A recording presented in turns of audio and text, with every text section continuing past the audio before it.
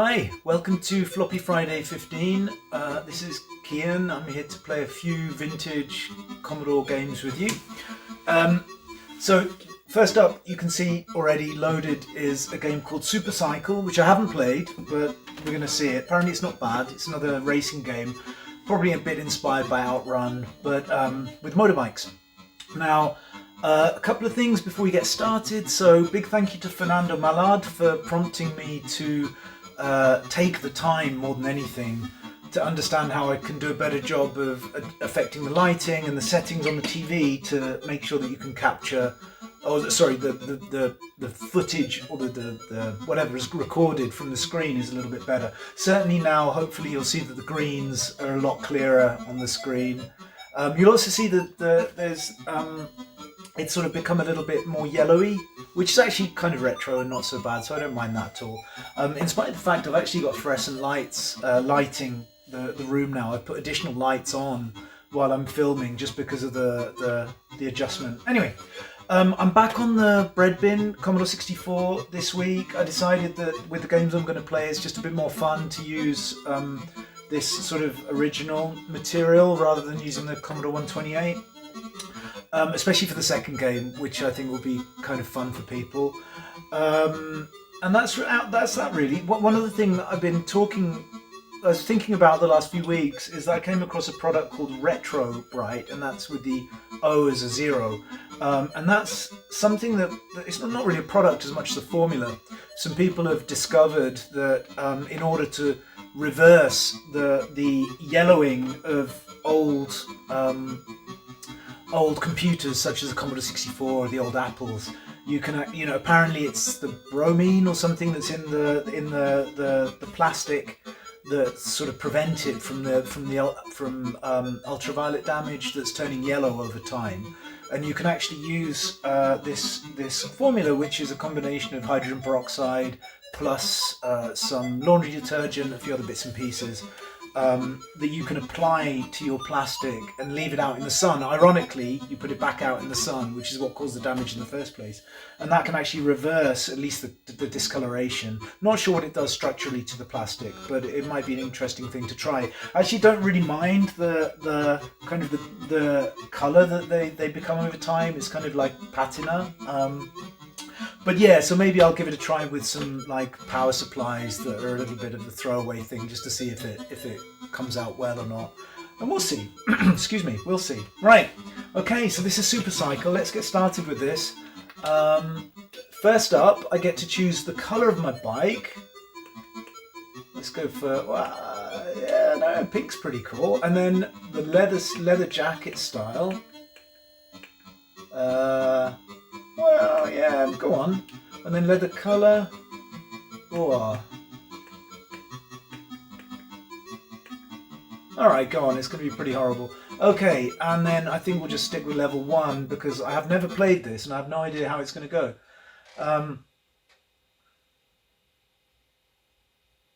Alright.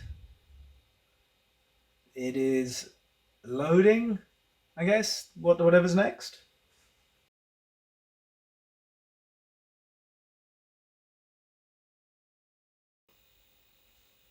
All right, let's give it a go. I don't know if I have to press something. Press button to begin. Yes, I do. Oh, and all right, that's me in the middle, I guess. So very much like Outrun, as far as I can tell. Am I accelerating as fast as I can? Oh, all right. I've got to press a button to accelerate. That'll explain it. I thought I was just. But I'm changing gears as well. Oh, this is a...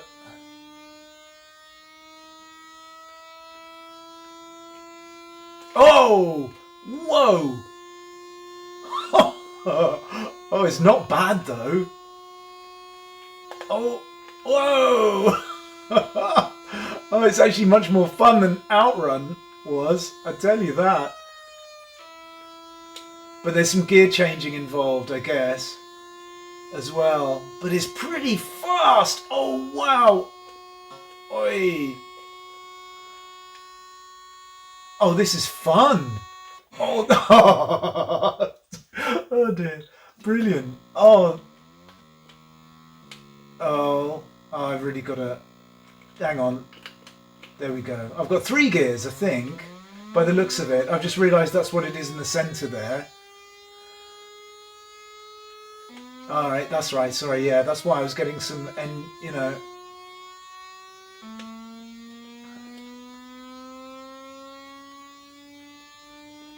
Oh, but this is actually really not bad at all.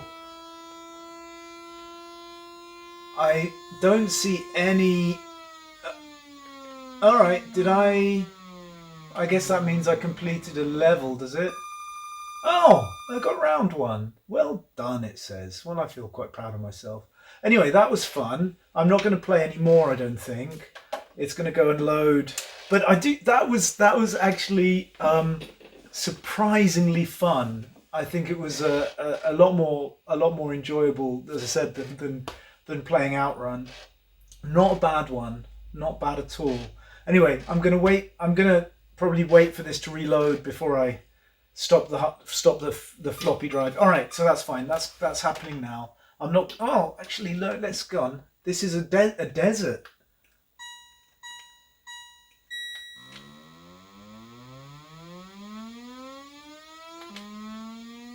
Now that I've got the hang of the gears. But it's got cacti. Whoa, it really... Oh, all right, okay. That, I think, is enough for me to realise this is about where I want to leave it for today. So let's cycle that. Now, the next game that I wanted to play is a bit of a treat, I have to admit. So let's give this a go. I'm going to put this in. This is one that I have loaded. I've burned, written onto a floppy. Not burned, really. Written onto a floppy. So this is a new game, which is quite interesting. So who would have thought that people are still writing games for the Commodore 64? So this is a recent game that I came across through Twitter, because I've been following a bunch of sort of Commodore related Twitter accounts and what have you. And I came across this game called Run and Gun. And it's recently released. It was released last Friday. During the sort of pre-release period, you could either, obviously you could pre-order it for $3 and you can buy it now for $3 as well. But if you paid a little bit more, so I paid $10, you could actually get your name listed in the supporters page, which we're going to take a quick look at now, which is kind of fun. So I think it's fantastic that people are still taking the time to build games, whether it's for emulators or for the original hardware. I think it's really, really cool. So anyway, I played it briefly on the Vice emulator. I haven't yet played it in reality on the Commodore, so I can't say that I'll do a very good job of doing it justice. But you'll get a sense for what a modern Commodore 64 game looks like. So this is Run and Gun. I'll turn the volume up a little bit because I think the audio is pretty good. At least the music. Let's see. So here we've got the different levels. I'm just going to go down quickly and take a look at the supporters list, and you can see various people have paid a little bit extra in order to support the project, but also get their names listed. And we'll get down to mine in a bit. But yeah, so there's a number of there's Commodore blog, there's a number of Twitter accounts that are probably worth taking the time to follow if you're into retro computing and the Commodore in general. And there I am at KeanW. Twitter, my Twitter account is there, and that's that. So I'm listed on there, which was quite nice. So let's go and play Run and Gun. I mean, it's amazing. Copyright 2021. Fantastic. So yes, so it's Carlton Handley who's the person who's the main person writing this game, and you can also find him on Twitter. And then some of the graphics and music were by Saul Cross. So there we are. So this is Run and Gun.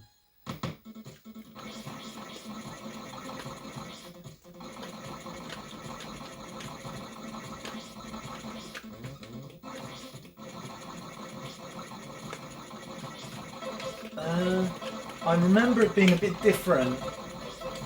I'm not sure why it's auto-firing. That may be a problem with this. Anyway. I know you can kind of... Strange, I really don't remember firing all the time. That's a new thing. I do remember kind of getting a bit stuck here, so this was a...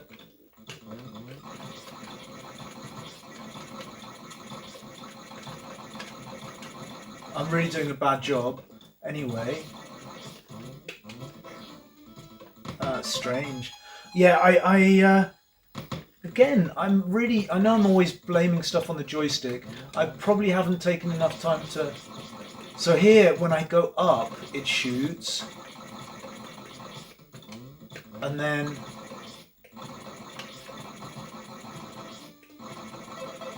So I guess that's a bit of an innovation. I mean, the fact that you can just sort of go up in order to fire while you're playing is pretty cool.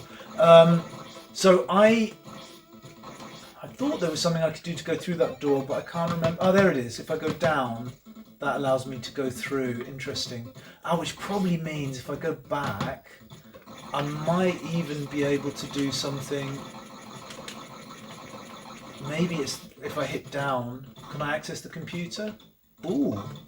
Right. There's run and there's gun. So I guess I've now changed character to be the other one.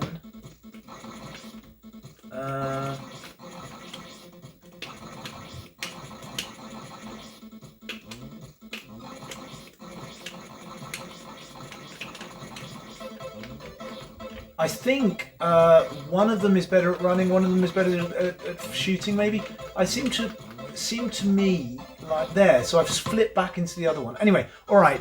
I'm really. I actually have to apologise to the people who wrote this game that I've done such a poor job of playing it, because they are people who have written it recently, so they may actually care.